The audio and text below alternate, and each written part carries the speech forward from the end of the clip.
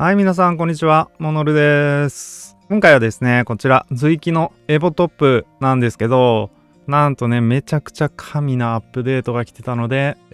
そのね、アップデートの中身をちょっと見ていきたいと思います。はい、で、アップデートの内容なんですが、このようにね、充電時かつ電源オフ時の状態での LED エフェクトのオンオフが設定できるようになりましたということで、充電中にね、光ってたら鬱陶しいんで、それを消せるっていうね、更新と、キーマッピングの UI レイアウト変更し、使いやすい形で改善しましたっていうことです。これは、背面ボタンのね、こう上から見た配置と、ちょっとね、この画面上に出てくる設定がずれていたってやつのね、変更ですね。で、この2つがとても重要です。PC に UWB 無線ドングルで接続している時の操作遅延を削減しましたっていうのと、PC に USB でね、有線接続している時の操作遅延を削減しましたっていうね、この2つがね、すごく素晴らしいんですよ。で、スティックの出力値が 100% にならないことがある問題を修正しましたってことで、これはね、0.99999 みたいな形で最大値がなっちゃってた時があってね、それがちゃんと 1.0 になるようになったってことですね。はい、軽微な不具合を修正しましたっていうのはね、操作中にちょっとね、画面が乱れたりするっていうところの不具合かなと思います。はい。というわけでね、私、随記エボトップのレビューしたときに、PC ゲーマーにとってはちょっと遅延が大きすぎるので、そこが気になるよっていう話をしたんですが、もうね、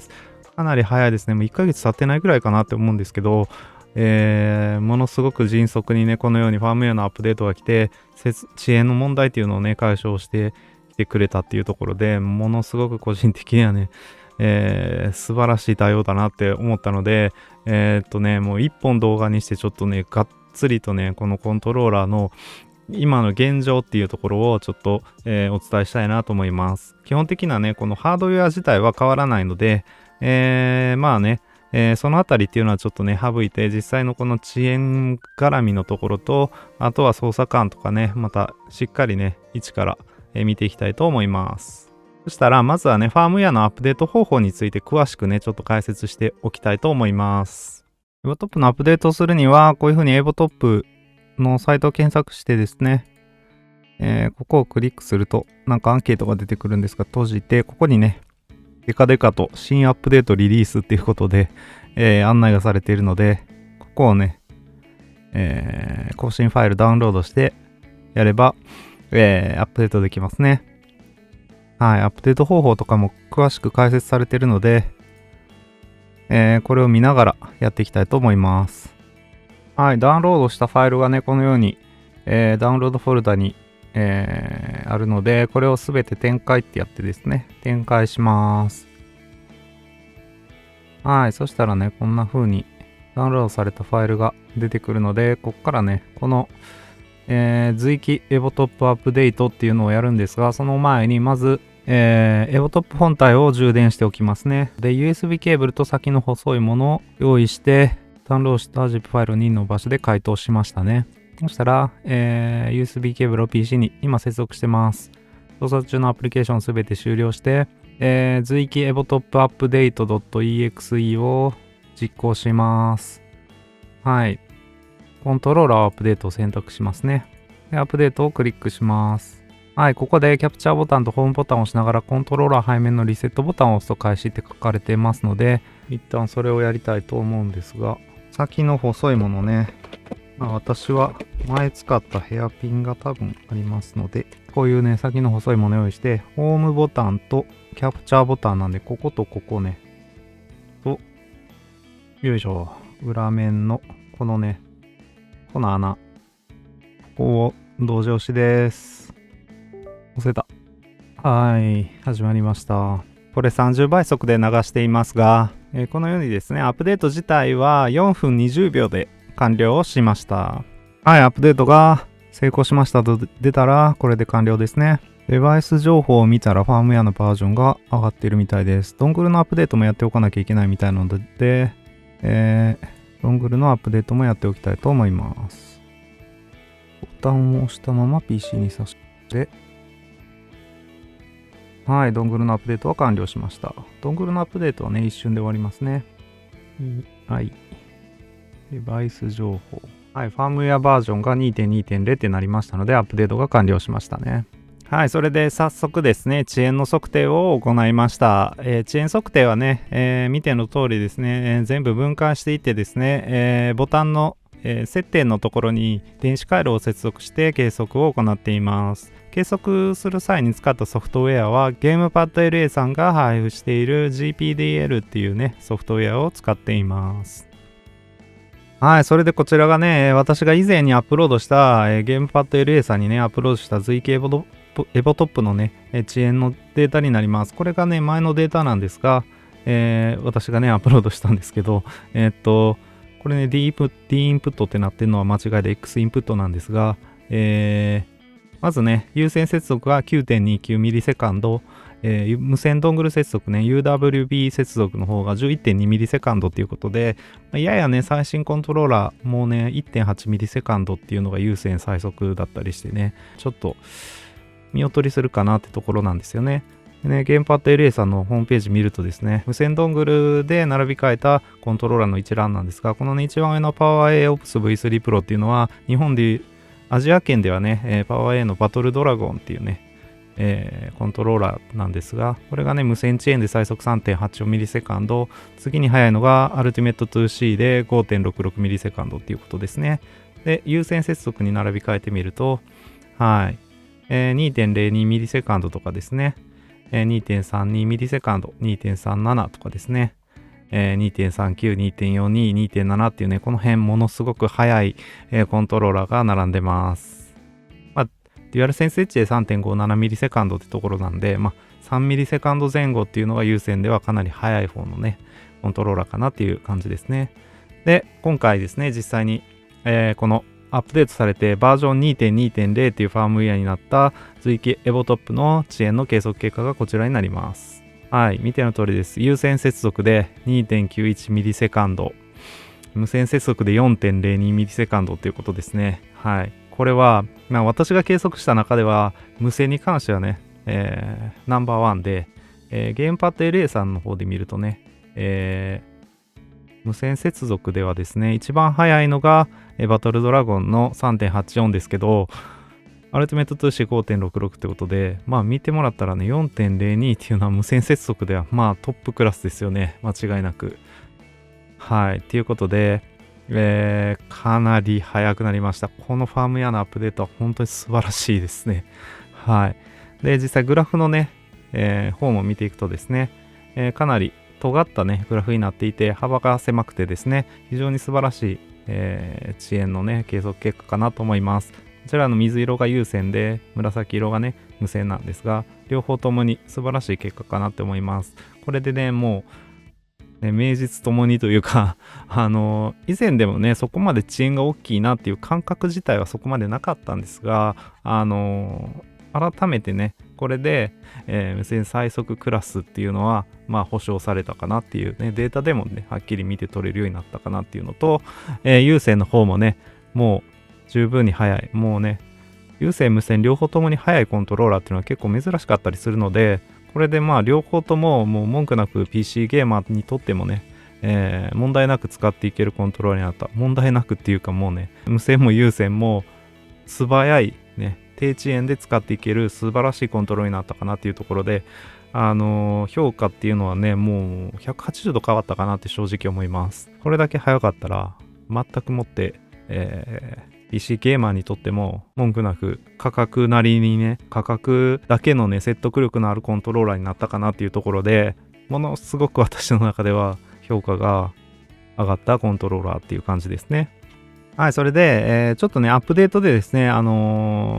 コントローラーの入力値が 100% にならないっていうね、こちらですね、スティックの出力値が 100% にならないことがある問題を修正しましたってあるんですが、これの影響でちょっとね、レスポンスカーブの方も若干変わってるので、レスポンスカーブの方も計測したので、そちらを見ていきたいと思います。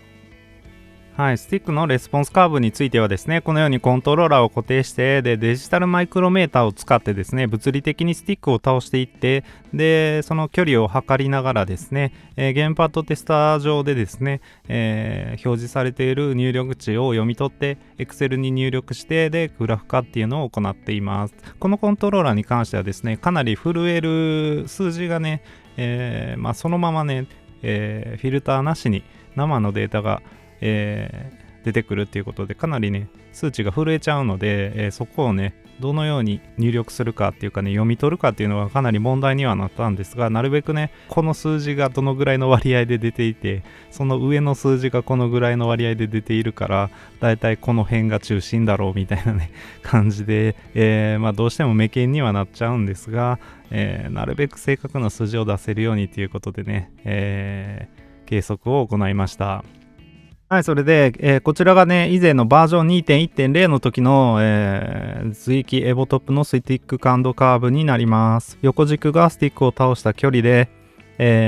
物理的にね、どんどんスティックを中立から横にこう倒していった、距離になってます。で、縦軸がゲームへの入力値で、0が中立、1がマックスっていう、グラフになってます。右に行けば行くほどねスティックがどんどん倒されていってゲームへの入力値がマックスに近づいていくっていうグラフになっています。でピンク色のこの帯になっているところは、純正コントローラーのようなねコントローラーの、リニアなスティック感度カーブを表しています。このようにこの赤の線が、バージョン 2.1.0 の時の随域エボトップの、スティック感度カーブだったんですが、ややねリニアよりも、反応する領域っていうのがね広くてですねよりねこう低感度に感じられるようなカーブになっていました。で今回バージョン 2.2.0 にアップデートされたことでですね、はい、こちらのようにですね若干反応する領域っていうのは狭くなっています。なので、ちょっとね低感度差っていうのは軽減されたかなっていうのとアウターデッドゾーンの値を0にしてもですねちょっとだけ狭くなっちゃったかなっていうところです。ただねほぼ誤差っていう感じのねわずかな違いしかありません。でねこのスティック感度カーブをやっぱりちょっとねデフォルト00アウターデッドゾーン0の反応曲線0っていうねこのエボトップ上でできる設定ではね、ちょっと低感度なので、こちらのね設定でできる範囲でねちょっとよりリニアに近づけるっていうのを、やってみました。はい、それでね何個かね設定を試したんですが、まず一つ目がこの緑色の曲線でこれがね反応曲線っていうね設定だけをマイナス2にしたものです。反応重視の方でねマイナス2っていう風にするとこのようなカーブになりました。で青色の方がマイナス3っていう風にさらにね感度を上げるような設定にしてあげたものになります。ですねややね緑でも高感度気味ではあるんですがここのね中立付近っていうのが実は FPS ゲームでは一番重要で、この辺りがねどういう風な、感度になっているかっていうので大きく操作感が変わるっていうねことがねこれまで私が、コントローラーいろいろね触ってこのスティック感度カーブを見てきた中でね分かっていることです。ではねこの辺どっちの方が、よりリニアに近いのかっていうのを調べるためにですね誤差の方を調べてみました。こちらがね誤差のグラフになってます。こちらね横軸はさっきと同じで縦軸はリニアに対してですね何%異なるかっていうのを表したグラフになってます。緑色のねマイナス2の方はややねやっぱり低感度になっちゃってます。で水色の方マイナス3の方はねかなりリニアに近い感じでね実際に、Apex とかで触ってみるとですねこのマイナス3っていうね設定がとてもリニアに近かったので、こちらの方がおすすめの設定になります。なので、ちょっとねここの辺、中間ら辺ちょっと高感度にはなってしまってるんですが、こっちの方で慣れる方がね、確実に戦闘勝ちやすいっていうかねエイム良くなると思うので、マイナス3の0っていうね、反応曲線がマイナス3アウターデッドゾーンは0のままっていうね、設定で使っていただくのがねバージョン 2.2.0 では強いかなっていうふうに思います。はい、そしたらですねゲームプレイでね、バージョン 2.2.0 の、操作感っていうのを見ていきたいと思います。はい、まずは Apex のゲームプレイです。これねマッチ一つだけねバージョン 2.2.0 に上がってから初めてねやったマッチをねずっと見ていただきたいなと思うんですが、スティックの操作感覚っていうのはね、特に大きく変わったって感じはないんですがやっぱり遅延が少なくなったってことでねさらに強くなったかなっていう感じはします。前回の G80 の時はねかなり敵が強かったんですが今回はねなんかゴールド相当のマッチかなっていうね敵の強さ的には昔のプラチナぐらいかなぐらいの感覚ではあったんですが、かなりね、こういう中遠距離もバチバチに当てていくことができて、やっぱりこのコントローラー強いなって思いましたね。この辺はね、初マッチってこともあって偏差打ちとかはねちょっとまだまだ、慣れてないところはちょっとあったんですが、スティックの操作感っていうのはやっぱりリニアにかなり近いなっていう風に思いました。これならもう全然ね純コンからの乗り換えで違和感がほとんどなく使っていけるんじゃないかなって思いますね。なんで最近よくあるね、中華製コントローラーのすごい中立付近が低感度でなんか違和感がすごい強いっていうものとはもう全く違ってね、すごく操作感も良くて、もうなんか別にこのコントローラーでみんないいんじゃないっていうね。ただちょっと価格はねそんないいんじゃないとは言えない価格っていうところはあるんですが、ただねちょっと今回のアップデートもあった通りですね、長く楽しんでいけるコントローラーになっていくんじゃないかなっていうところもあって、で実際ね私実はちょっとだけねメールとかでもやり取りさせてもらってるんですけど、そういうところで話を聞いてる限り本気でねこのコントローラー長くアップデートをやっていきたいって思っているようなところがあるので、相当ねこれは価格以上に十分楽しんでいけるんじゃないかなってところで、もしね金銭的にそこまで、この価格っていうのはね、買えなくはないと、予算的に問題はないけど、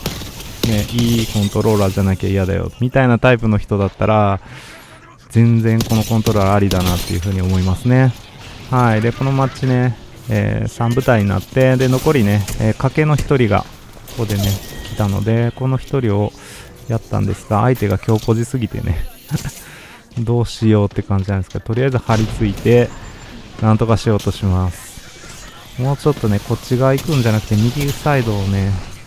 とか上を打ってあげればよかったんですが、ライフラさん落ちちゃってね、これが痛かったですね。1人は倒せたんですが、ここでだいぶ削られちゃったので、回復もたもたしてる間にヒューズさんもやられてしまってってことで、もうちょっと動きねなんとかできたんじゃないみたいなところは正直個人的にはね反省点はあるマッチでしたね。全体的にダメージもすごく2500ダメージ以上出てて、すごくね伸びたので、すごく楽しいマッチでした。はい、続いてコールオブデューティーブラックオプス6ですね。こちらもね全くもって、問題なくて最高のプレイ体験がねできました。は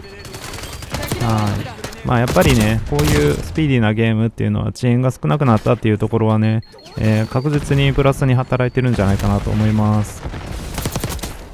実際ね体感としてすごく変わったかって言われるとちょっと難しいところはあるんですが、やっぱり数字でちゃんとね分かってるっていう安心感っていうのはねかなり大きいですよね。はい、ちょっとねせこいポジションからねバンバンキル取ってるんですけど、こことかね分からん殺しすぎますよね。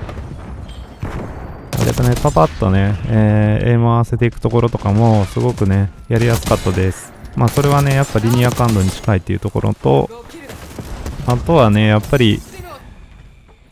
かなり感度高めの設定にしてはいるんですが、こう遅延がね少なくなっているっていうところも大きいんじゃないかなと思いますね。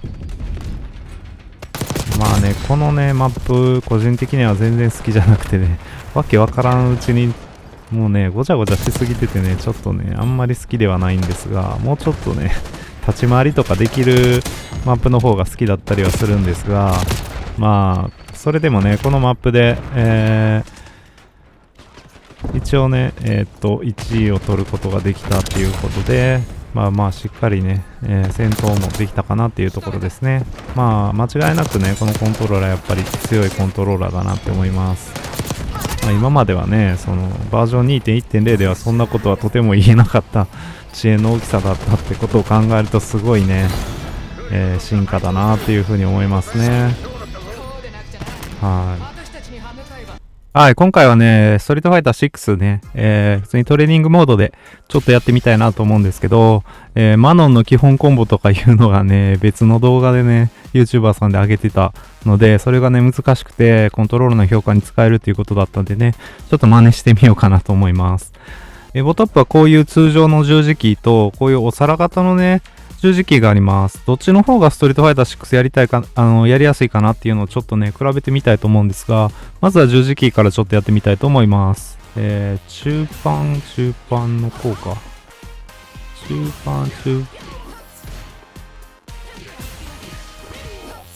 こうか。大、中、こうね。はいはい。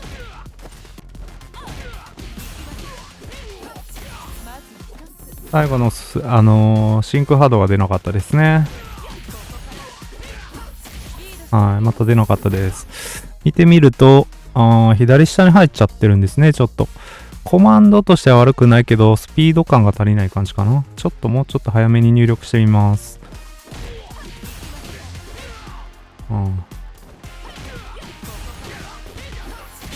いけましたね。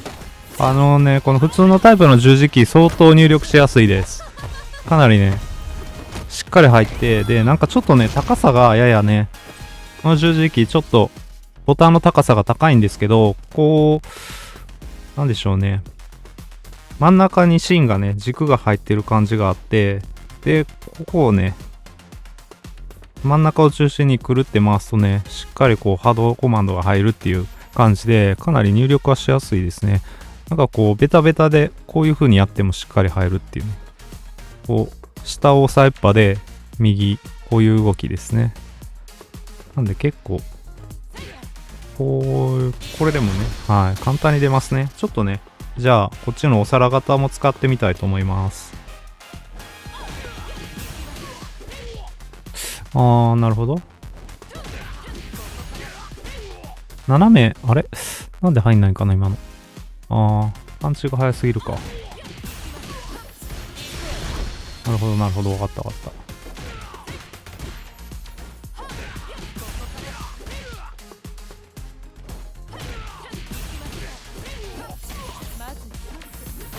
た。だから、あれですね。真横が入りづらいですね、こっちは。なんでかな。あんま変わらないんだけどな。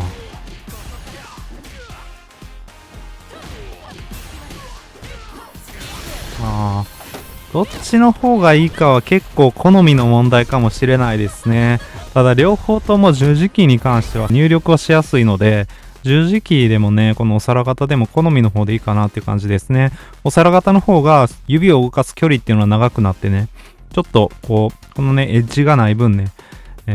大きく動かさなきゃいけないので、コンパクトにね、器用に、なんていうんですか、操作をできるっていう方はね、普通の十字キーの方がいいかもしれないですね。結構ね、しっかり、お皿型しっかり入力してやらないと入んないですね。うん。そうですね。そんな感じですね。なんで、割と、こう、コマンド安定してきたら、お皿型の方がしっかりね、安定して出せるようにはなりそうな感じがしますね。十字型の方がね、十字キー、普通の十字キータイプの方は、かなりこう、繊細な操作っていうのが必要なので、ちょっとね、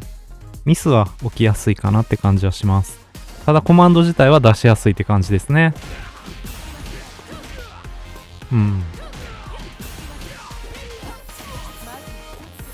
今のはなんで出なかったんかな。下にして、ちょっと遅かったのかな。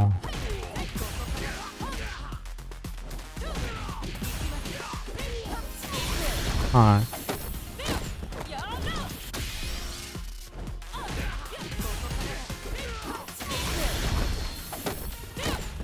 でもですね、すごくこの十字キーは入力しやすいと思います。ファイティングコマンダーオクタとかビクトリックスですね、と比べてどうかって言われると、さすがにちょっとは劣るかもしれないんですが、純コンと比べたら別にね、そこまで遜色ないっていうか、むしろこっちの方が入力しやすいぐらいもあるかなっていう感じで、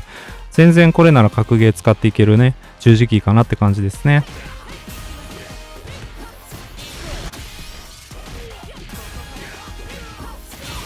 はい。こんな感じです。私は十字キーでね、使いたいかなって感じがしますね。はい、それでいつものようにですね、アセットクルサを、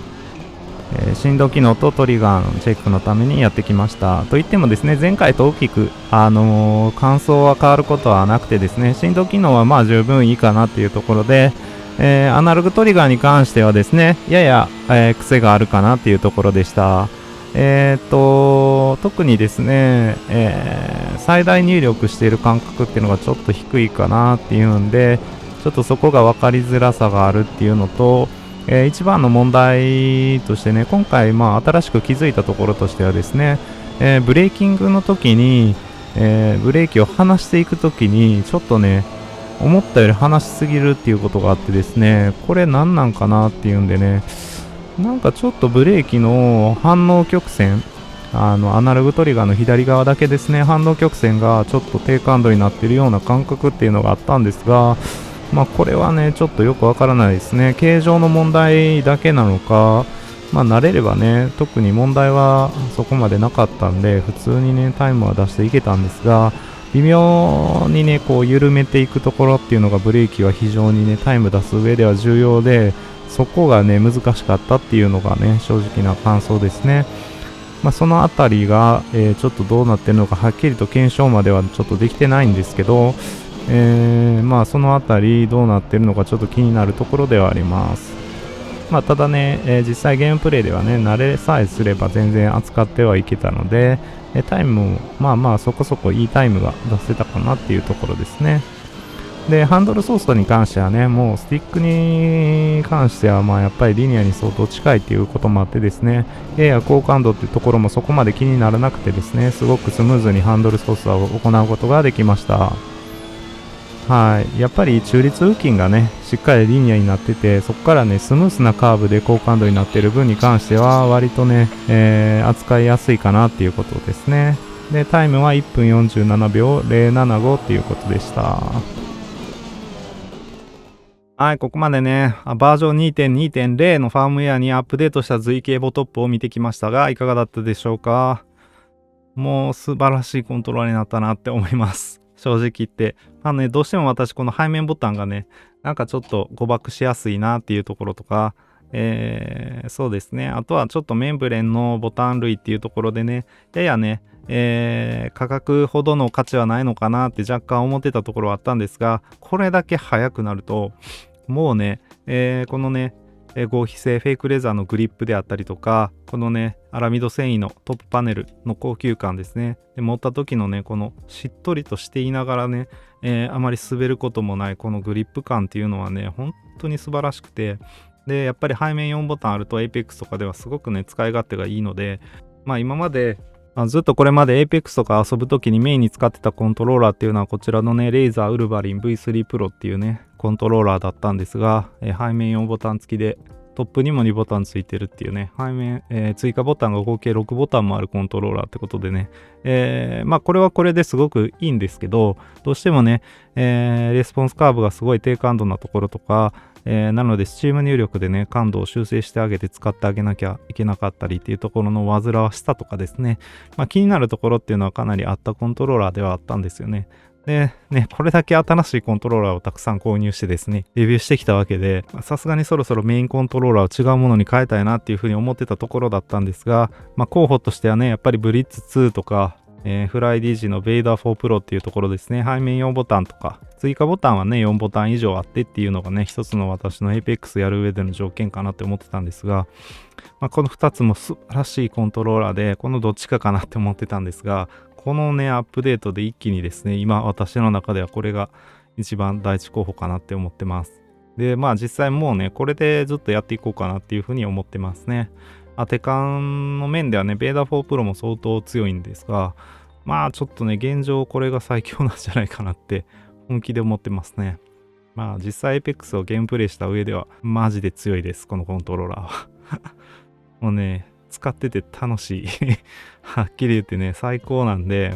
ちょっとね、当て感に負けたような気がしてね、ちょっとね、悔しさがあったりはするんですが、当分の間ね、エボトップメインにして遊んでいこうかなっていうふうに思ってますので、これからね、コントローラーのレビューとかしていく上では、エボトップ基準でいろいろ見ていくことになるのかなっていうところになってくるかなと思います。というわけでね、随記エボトップバージョン 2.2.0 最高なコントローラーでしたね。はい。以上ね、今回の動画が参考になったと思ったら、高評価とチャンネル登録、ぜひよろしくお願いいたします。はい、以上、モノルでした。ご視聴ありがとうございました。また次回の動画でお会いしましょう。バイバイ。